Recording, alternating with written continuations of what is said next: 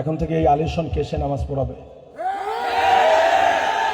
যদি আলী হোসেনের নামাজ পড়াবার যোগ্যতা না থাকে, এত বড় দুঃসাহস তোমাকে কে দিয়েছে? ইমামকে আলটিমেটাম দাও। এই কুয়াকাটায় যারা মুসলমান দাবি করেন, আমি দল বুঝি না, আমি দল বুঝি না। এই কুয়াকাটায় যারা মুসলমান, আপনি যেই দলের হয়ে থাকেন, আপনার উপরে ইমানি দায়িত্ব, আপনার জন্য অবশ্য করণীয়। কুয়াকাটা সাগর পার মসজিদে এখন খবর এলো, কি কইছিল? আমাদের ইমাম সাহেব মুস্তফা ভাই নরম মানুষ, মহিপুর উলামা ঐক্য পরিষদের সেক্রেটারি, বাংলাদেশ কওমি মাদ্রাসা শিক্ষা বোর্ড বেফাকের মহিপুর থানার সেক্রেটারি, সাগর পাড়ের মুস্তফা ভাই, এদের খাজিয়াতুল কোবরা মহিলা মাদ্রাসার মুহতামিম, তিনি সবাইকে জুমায় মাগরিব, আজকে মাগরিবের সময় সবাইকে ইসলামের পক্ষে থাকতে বলায় আলী হোসেন নামে কেউ একজন বলেছেন আপনারা এশার নামাজ পড়ানো লাগবে না। ঠিক আছে, পড়াবে না। মুস্তফা ভাই যে বেতন পেতেন ওখান থেকে আমি দেব। এখন থেকে এই আলিশন কেসে নামাজ পড়াবে।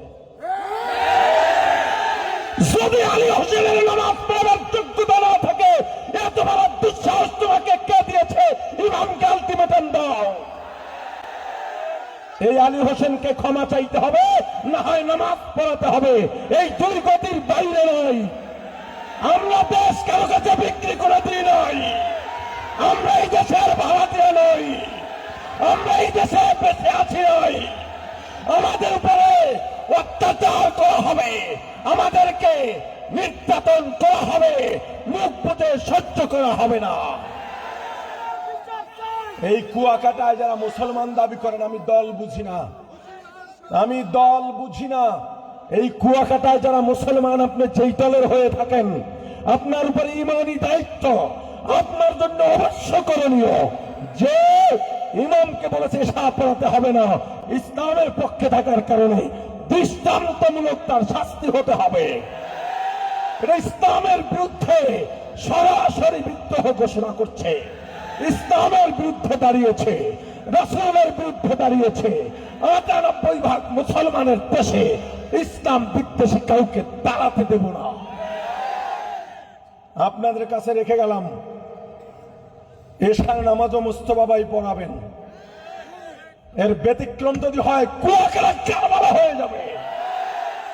সাংবাদিক বন্ধুরা আছেন এখানে, প্রেস ক্লাবের সবাই ছিলেন, মাগরিবের আগে সভাপতি তুষার ভাই সহ এখনো যারা আছেন, এই অন্যায়কে তুলে ধরেন। কে এই আলী হোসেন? তাকে সবার সামনে প্রকাশ্যে তার ছবি তুলে আপনারা নিউজ করেন। আলী হোসেন খন্দকার, তাকে সামনে নিয়ে আসেন। এটা মগের মুল্লুক নয়, এত বড় দুঃসাহস। এই ধরনের আল্লাহ, আরে ভূমিকম্প কেন হয়? এই যে এত ভূমিকম্প কেন হয়? এদের কারণেই হচ্ছে, এদের কারণেই গজব পতিত হচ্ছে। আল্লাহ বোঝার তৌফিক দান করেন।